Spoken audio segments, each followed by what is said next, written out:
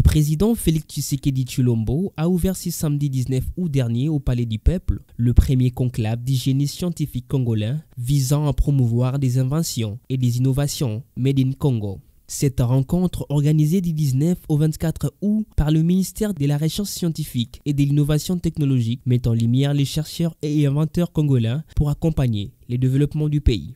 Cet événement rappelle à l'État son devoir constitutionnel garantir l'initiative privée et surtout de veiller à la protection et à la promotion des expertises nationales, a déclaré le chef de l'État dans son mot des circonstances. C'est une première dans l'histoire du pays de voir la crème de son intelligentsia scientifique réunir autour d'un idéal noble, la prise en main par l'élite congolaise des fondamentaux de notre indépendance économique par l'invention et l'innovation technologique, a-t-il rajouté. Le président de la République, qui a fait une visite des stands et échangé avec les exposants, a annoncé à cette occasion que le gouvernement prendra toutes les dispositions utiles pour que le Fonds national pour la recherche scientifique et l'innovation technologique, déjà créé, bénéficie des crédits budgétaires à la mesure de l'ambition nationale dans la loi de finances 2024. Selon les ministres de la Recherche scientifique et innovation technologique, le but de ces conclaves est double. Il s'agit d'abord de montrer au peuple congolais et à ses dirigeants que le génie colonial parti il y a 63 ans a été progressivement remplacé par un génie congolais, a précisé Gilbert Kabanda.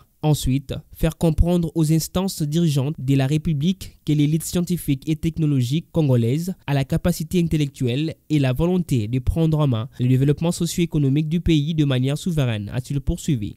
Parmi les secteurs d'activité concernés par ces conclaves figurent la santé, l'agroalimentaire, les nouvelles technologies de l'information, l'environnement, la culture, l'éducation, la défense, l'aérospatiale, l'économie, la technologie sécuritaire, la robotique et l'industrie minière. Des brevets et un appui financier seront remis aux inventaires qui seront primés à cette occasion.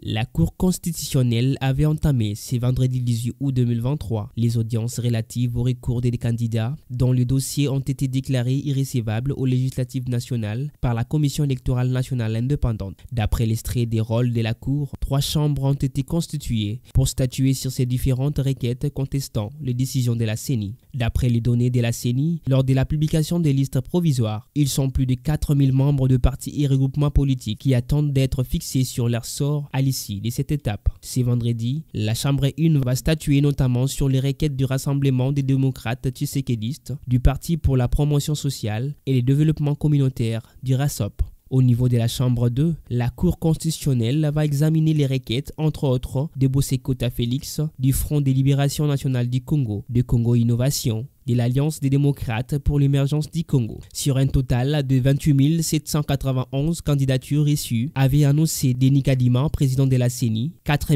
496 ont été déclarés non conformes, 24 295 déclarés conformes, dont 23 653 recevables et 642 irrecevables. Pour les candidatures recevables, il y a 19 698 hommes, soit 83%, et 3 955 femmes, soit 17%. Parmi ces candidatures, il y a 155 candidats indépendants, 3 785 candidats présentés par le parti politique et 19 713 candidats présentés par les groupements politiques. Conformément aux dispositions de l'article 27 de la loi électorale, la Cour constitutionnelle dispose un délai de 10 jours ouvrables pour rendre ses décisions à compter de la date de sa saisine. À la réception des arrêts de la Cour constitutionnelle, la CENI rendra publique la liste définitive le 5 septembre prochain en application de l'article 27 ter de la loi électorale.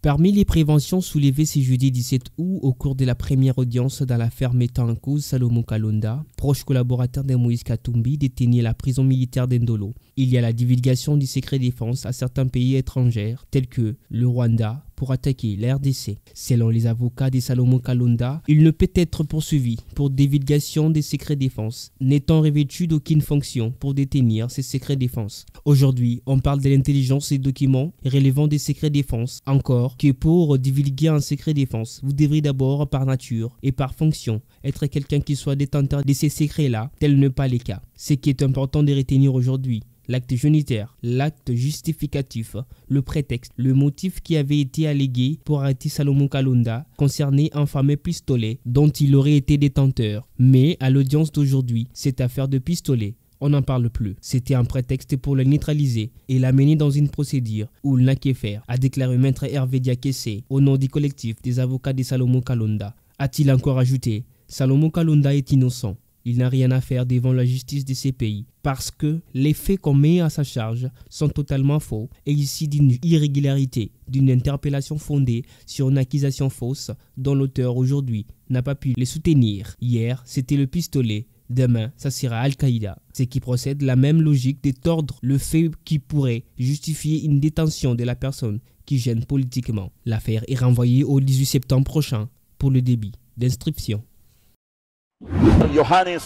L'attaquant congolais de Primeiro d'Agosto d'Angola, Dagochi Bamba, a marqué l'unique but qui a sanctionné l'issue de la rencontre entre Veclub et son club, une partie disputée ce dimanche à Luanda pour les comptes du premier tour aller de la Ligue des Champions CAF. Dominateur durant la rencontre, le Moscovitch avait pris contrôle du jeu dans cette partie en se procurant de multiples occasions dangereuses non concrétisées par Eli Panzu ou encore Héritier Imana. Ces derniers a failli d'ailleurs bouger les filets angolais à la 40e minute après un face-à-face auquel il a perdu le duel. Eli Panzu, lui aussi, dans ses efforts, a touché le montant adversaire d'une frappe enroulée à la 81e minute. Finalement, les succès a choisi les côtés angolais grâce à l'ancien attaquant du Desampe, Dagochi Bamba, à la 71e minute. Ce dernier a marqué pour Primeiro d'Agosto après une erreur de relance commise par les latérales gauche de l'AS Veclub, Autriche Mpangi et du franc droit. L'attaquant congolais a donné définitivement l'avantage aux rouges et noirs.